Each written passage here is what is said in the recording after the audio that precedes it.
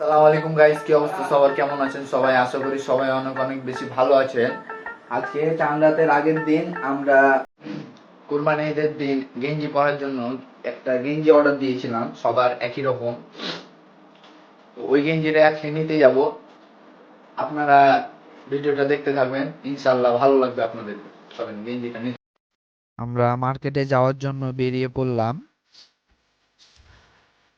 মার্কেটে এসে দেখি অত্যন্ত ভিড়, মানে রোজা ঈদের মতো ভিড়।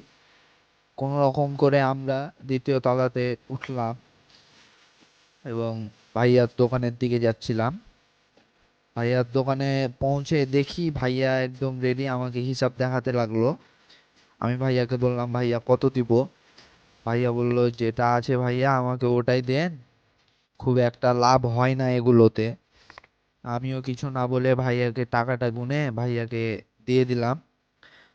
ভাইয়ার নিজের টাকা আবার গুনে ঠিক মতো হিসাব টিসাব করে আমাকে ব্যাগটা দিয়ে দিল।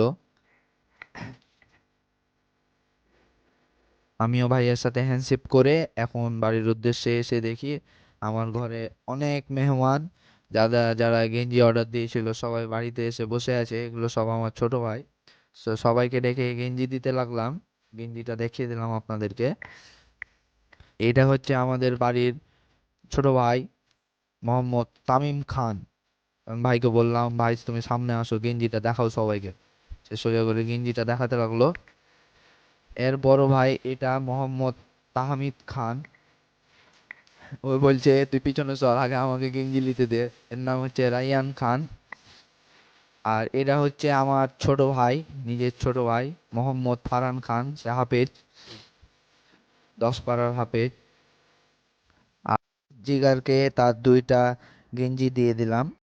আশা করি ভিডিওটা আপনাদেরকে অনেক বেশি ভালো লেগেছে। আবারও নতুন একটা ভিডিওতে দেখা হচ্ছে। আসসালামু আলাইকুম।